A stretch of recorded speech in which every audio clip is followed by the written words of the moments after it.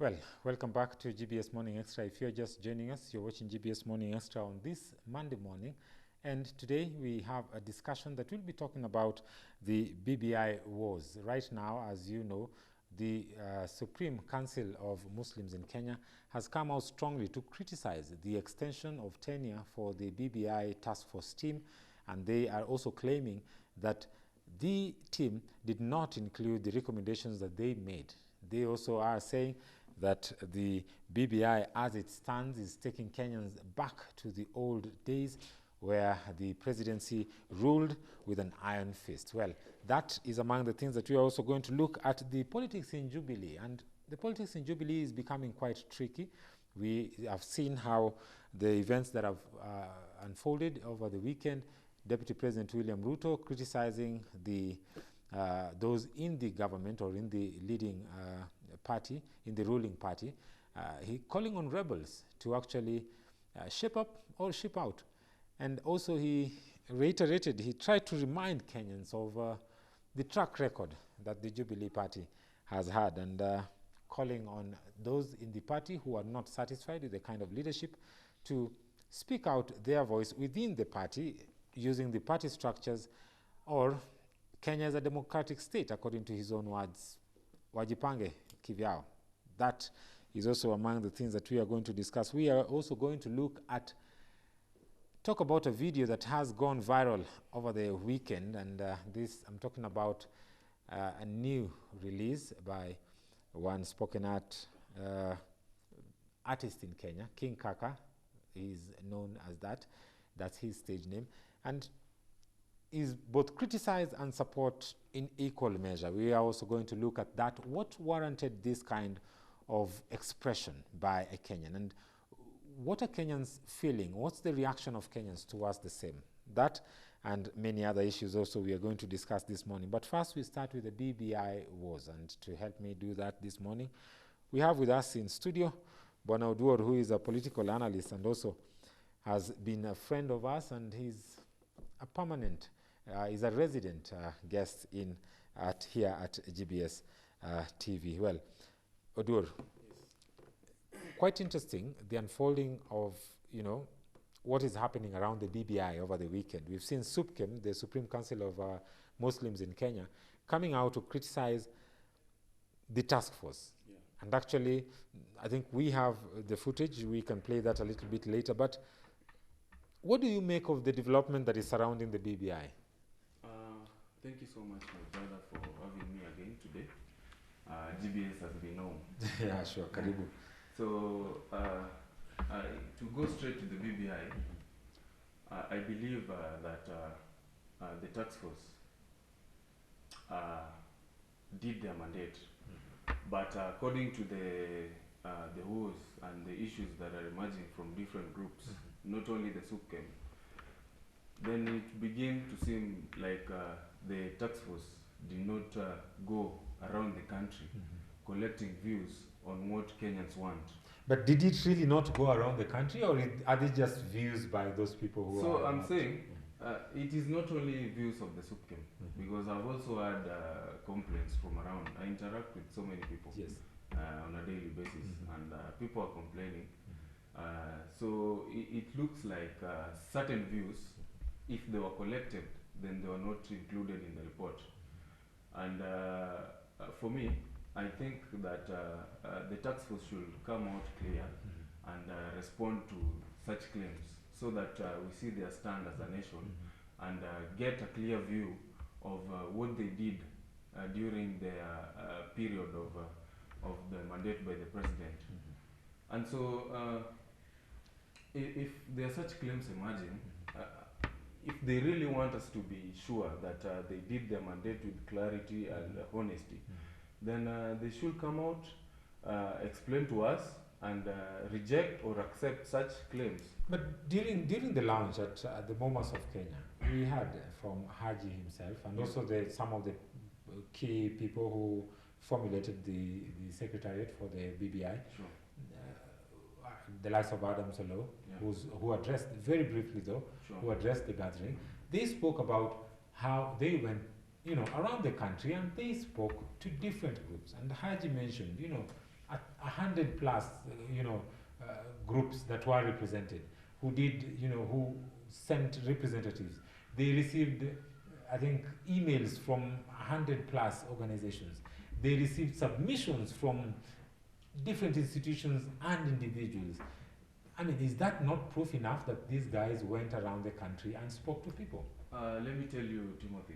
You see, the inception of the BBI report, gathering of views, and the kickoff of the task force was very not transparent and closed.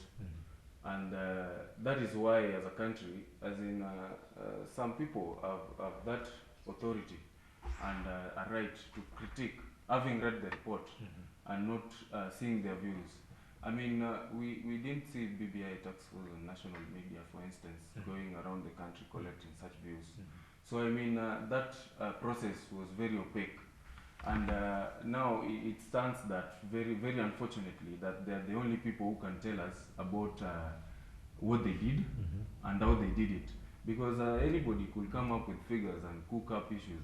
So we are not sure that they did what they did. Are we really saying that? Because, okay, look, Banodor, right now when I see the debate around BBI, if I express my personal opinion, I'm a bit disappointed because I'm looking at Kenyans, and this is a time when we should be discussing the content, critiquing the content of the BBI, debating the content on national platform, on different platforms, even in Mashinani, having town hall meetings and discussing this document.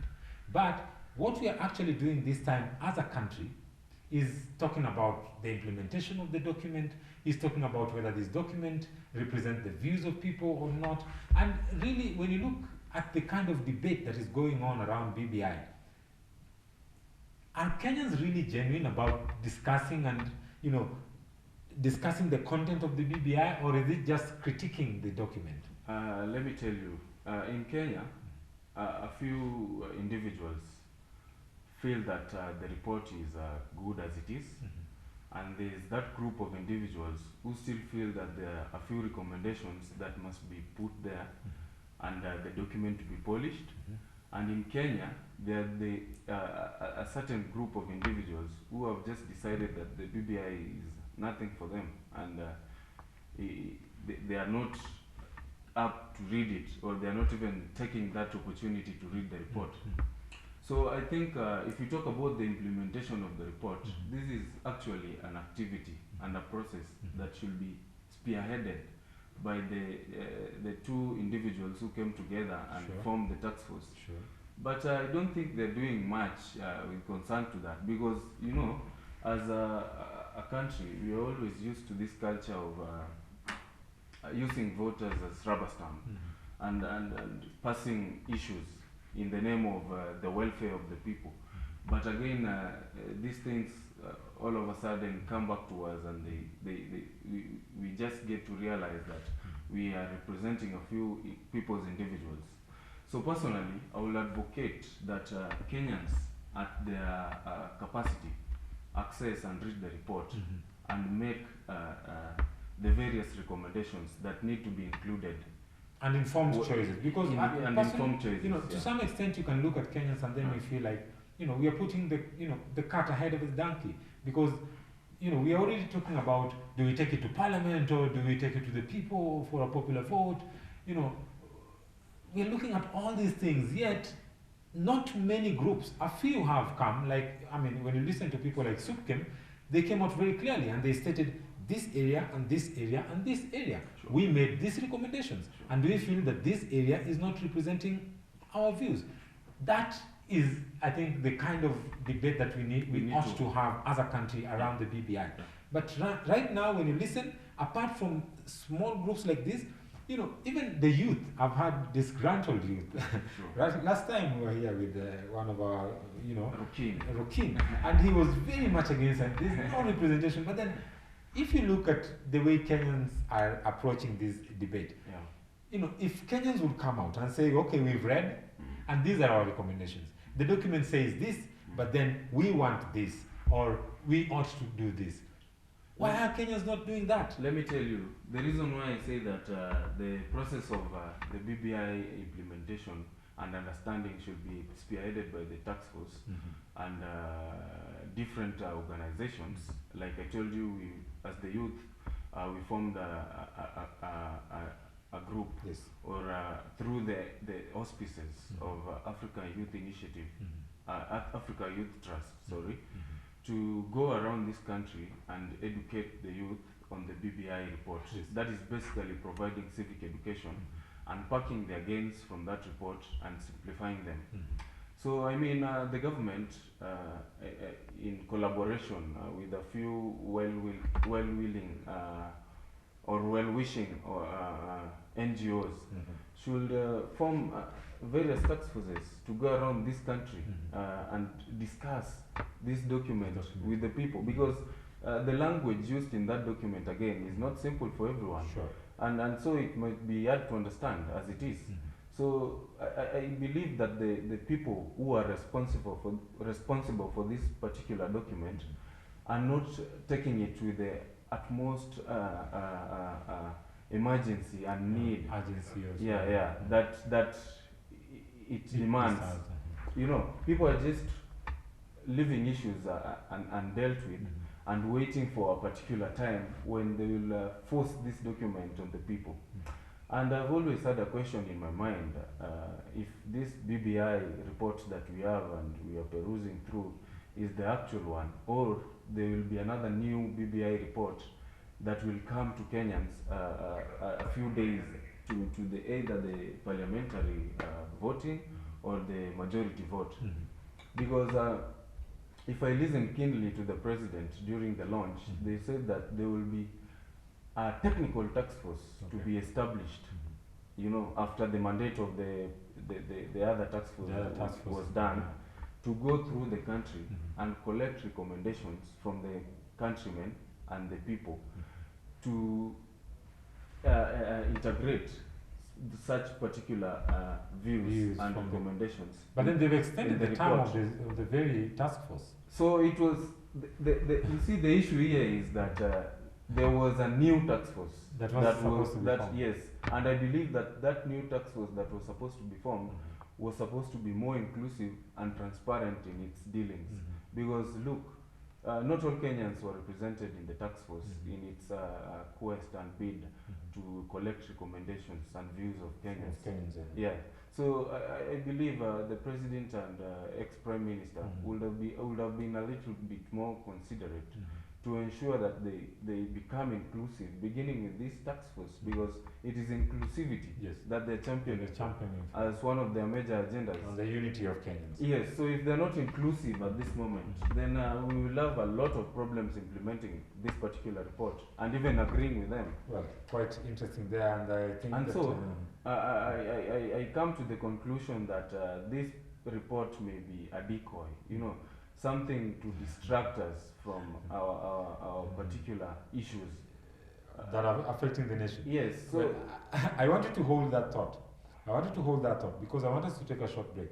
But then, viewer, if you're just joining us, you're watching GBS Morning Extra. This morning we're discussing the BBI report, of course, and quite many Kenyans feel disgruntled about this report, and there hasn't been any, not really any, but then there have been very minimal discussion around the content of the document and recommendations on the content of the BBI.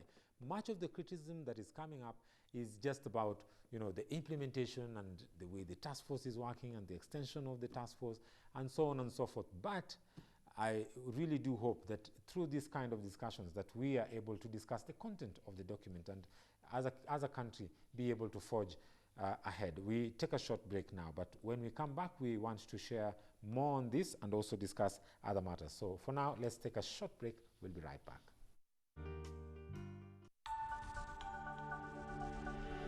Everywhere, GBS.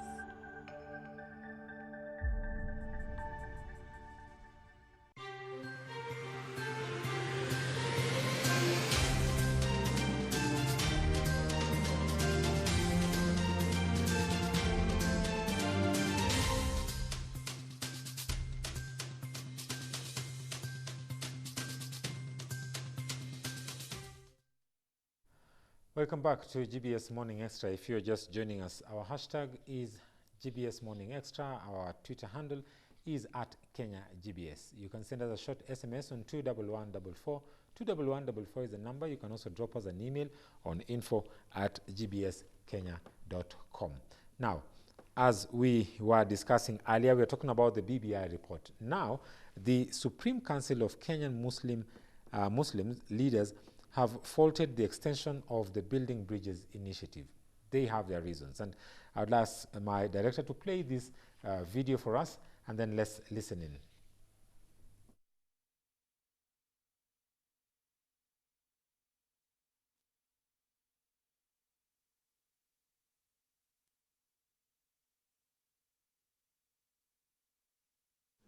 We also note that some of its recommendations would result in blowback to the gains made by the 2010 Constitution. The suggested reconfiguration of the executive power is a throwback to the single-party era of the imperial presidency. There are no tangible proposals on taming runaway corruption. There were no recommendations on improving the electoral system and ensuring electoral justice. The report actually seeks a retention of unworkable fast past and the post system. Other alarming suggestions are on the issues that were decisively rejected during the bombers process. And the recommendations for their inclusion is clearly an attempt to take away gains of the 2010 Constitution. There are also introduction of highly contentious and acceptable issues that may lead to the state interference on religious institutions and the institution of the family. The proposals made by Muslims to BBI team on the key issues were ignored, including our proposal to have an appellate structure where matters before the Qadhi's court can be adjudicated on appeal considering Islamic principles. Well, quite interesting there. Yes. I think when you listen to a group like the SUPKIM, they're quite articulate in what they want and what their grievances are. Sure. Quite contrary to that, we've not had groups coming out very clearly and articulating on the issues of the BBI, meaning these are people who have understood the document, they've read the document, and they've realized that this and this is not included, and this is what we want included. Sure. Should we see more of that coming from organizations and maybe groups in Kenya?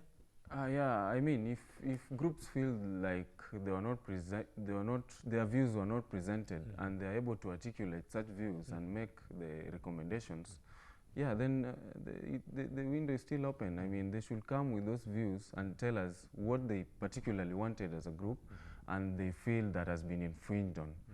Because I particularly agree with the SUPKEM in one issue that the BBI has not made tangible proposals on how to deal with corruption, for instance. So the entire document as it is very blanket. And that is why we need people to engage, read, make honest views, recommendations, and possible legislations that can move us forward. Because if the BBI is saying, for instance, that they will provide whistleblower protection mechanisms, and they don't say in which manner, because we are aware that even the whistleblowers of the Mara haste are still in limbo. They are still in the open, just operating as normal Kenyans. Normal Kenyans, under no protection. They have not been protected. And this is something that was aired on national TV.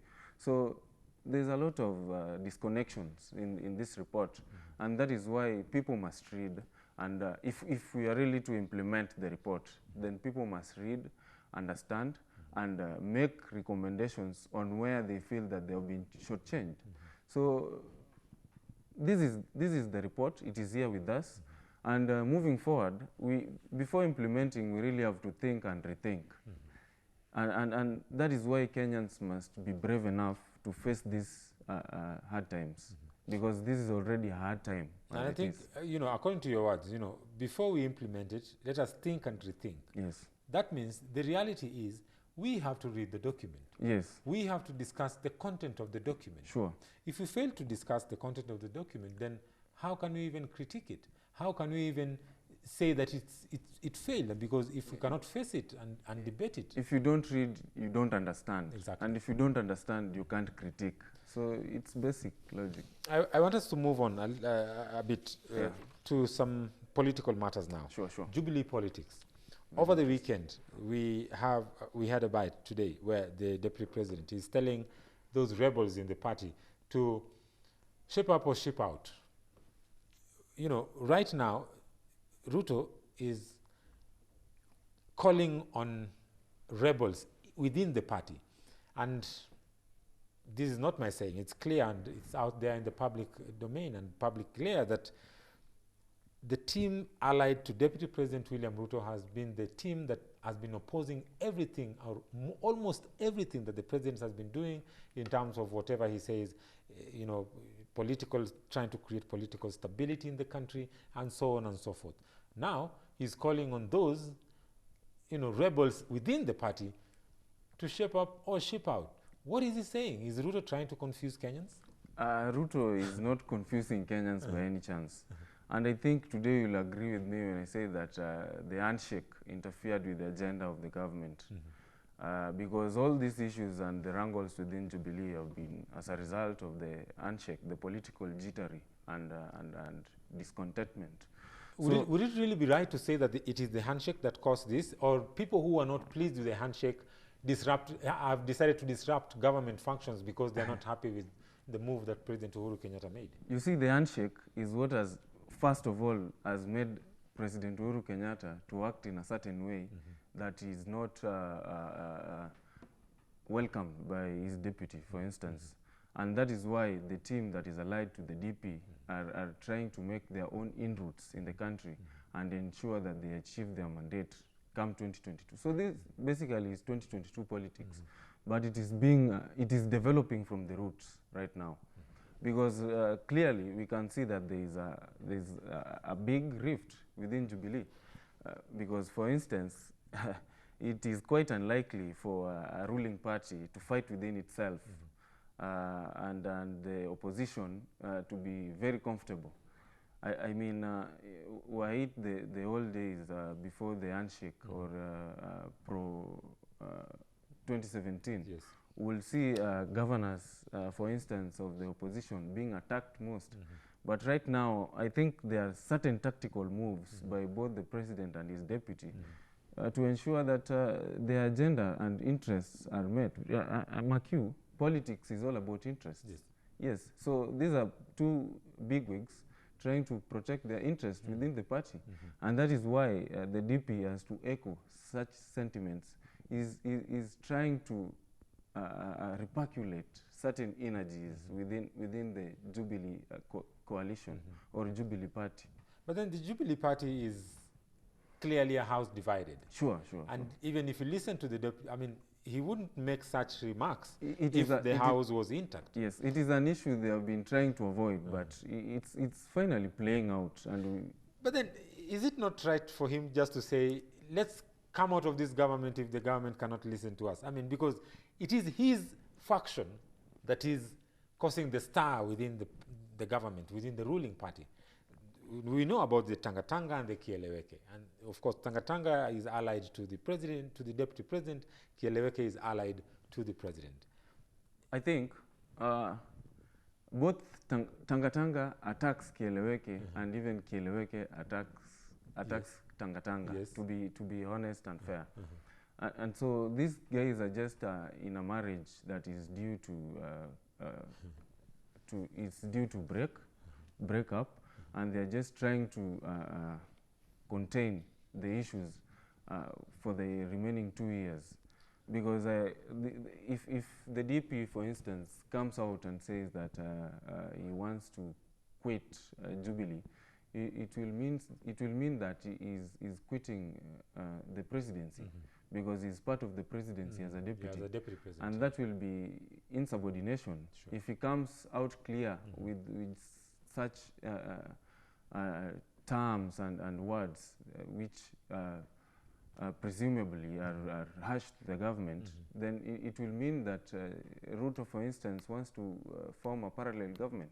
But you know, it's not a secret, because he has always been on loggerheads with government, appointed government officials, CSs and PSs. We saw, I think a week or two ago, a spat between him and the Interior Cabinet Secretary, CS, where his allies or his people lied to him through very harsh words, and even Matiang'i himself came out and, spoke. Yeah. And I mean, clearly there's a clear fallout. Why stay in such a marriage? Sure, there's a fallout, but again, those are the benefits of a democracy. Because our democracy allows us to speak what but it's crippling. It's crippling government. It's crippling government functions. So again, we should blame the government entirely and not try to put or divide the blames on the factions, because it is the government that has failed as a whole. I mean, both Kieleweke and Tangatanga have failed. Uhuru is saying he's fighting corruption.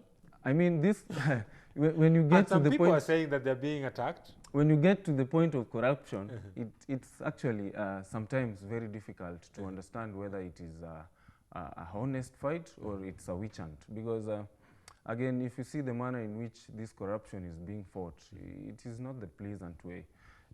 Look at the manner in which Governor Mike Mbuvi Sonko was scaffolded, for instance, in Voi. I mean, this is a guy who has been continuously apprehended by EACC, and he has shown up. So, I mean, why did the government have to take that particular route of going to arrest him and scaffold him like a dog? There's some leadership respect. I mean, it's true, but then what do you do when you resist arrest? Because clearly, I mean, the videos that went viral on social media, you cannot tell me that no one saw what, the kind of words the leader was throwing, and even going to the extent of biting a police officer. And right now, actually, he has been summoned. And yesterday, yesterday, the police spokesman confirmed that he has actually been summoned to Voi, to answer to charges of assault in person. I mean, given the history of this country, even if you are just a normal citizen, given the history of this country, I don't know what was Sonko's intentions by going to Voi or being found at a roadblock in Voi.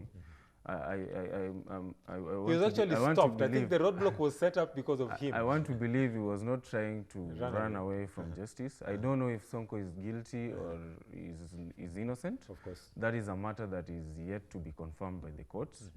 So I'm just trying to say that the manner in which Sonko was arrested and scaffolded was not pleasant. I mean, if you have a whole array and lot of police officers coming against you, even as a normal common mwananchi, what will you do? I mean, I will show some... These are police officers in uniform. But they are in uniform, and they were mishandling the guy.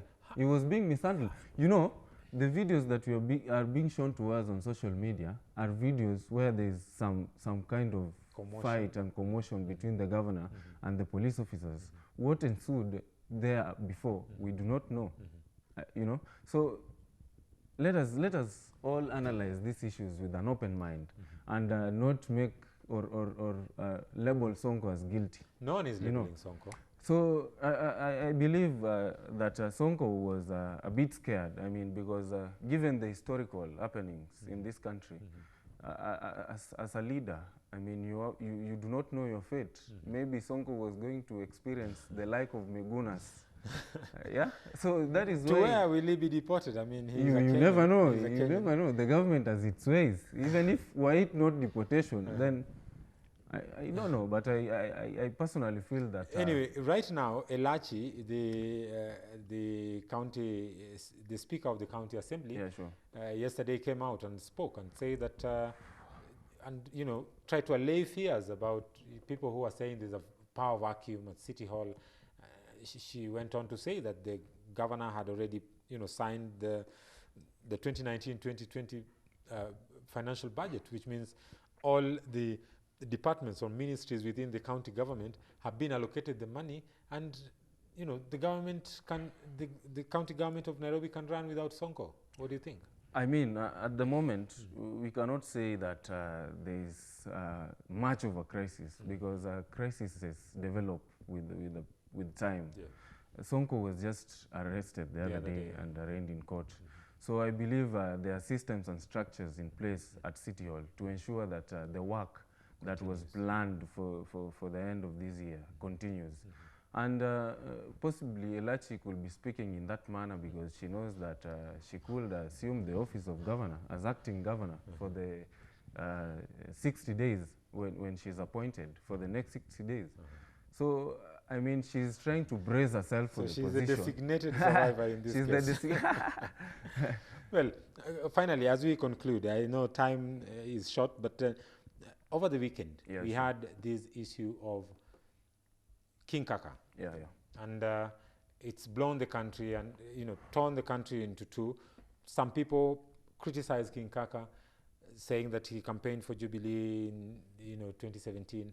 Some people are supporting him and saying it is true that this is a time that leaders need to be called to account. Your take on that? For me, I believe that King Kaka possibly just presented to us his thoughts in an artistical way. And he is not supposed to be criticized for having supported the Jubilee government in 2017, because at that moment, it is the Jubilee manifesto that resonated with him personally as an individual. But as things move forward, King Kaka feels that the country is being left out, and so he has to, as an artist, and as an artist at his level and caliber, he feels like he should feed the country with certain particular information that maybe will possibly steer our minds. Provoke our conscience to action. Because in King Kaka's song, I was listening to it before I came here. He's critiquing both the voters and the government. And if you say government, if you mention Uhuru's name, he's the president. And asking why Ruto is not included in the song, the president is already included. So if Uhuru is the president, Ruto is his deputy. You cannot separate the two. Leaving aside names, he's very articulate on certain particular issues. He's very articulate on the issue of publishing the name of defaulters of the help on newspapers. Yet we have all these billions of money being drained out the public coffers.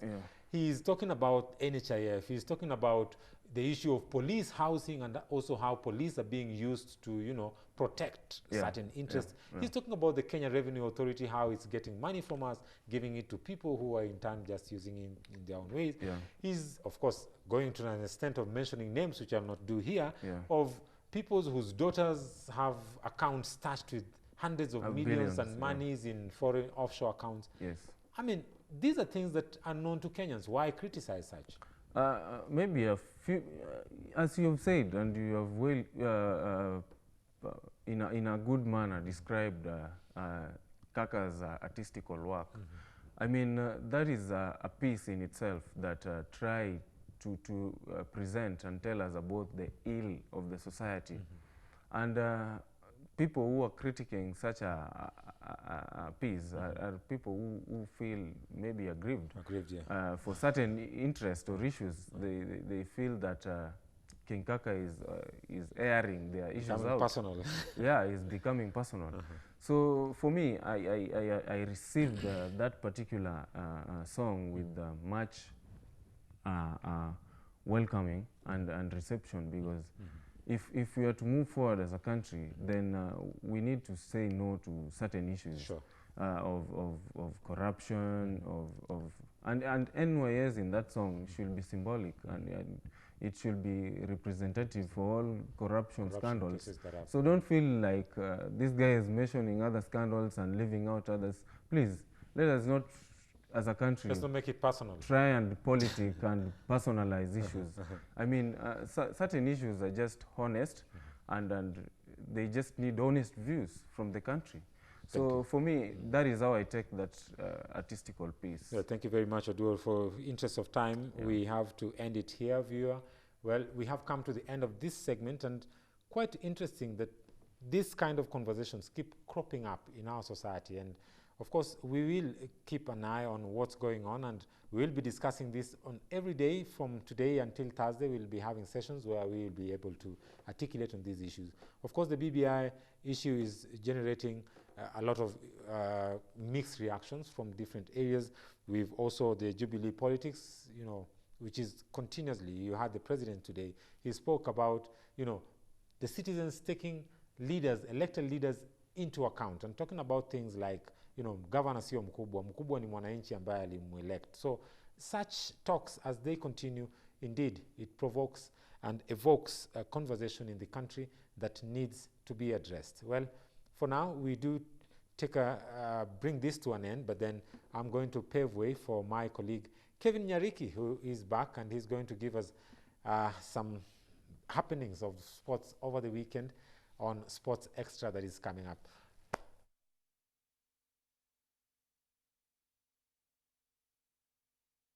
Just articulate on these issues as we are doing, and hopefully that we are able to discuss the content of the BBI going forward. Viewer, we have come to the end of this. My name is Timothy Omondi. Do have yourself a lovely day. See you again tomorrow, God willing.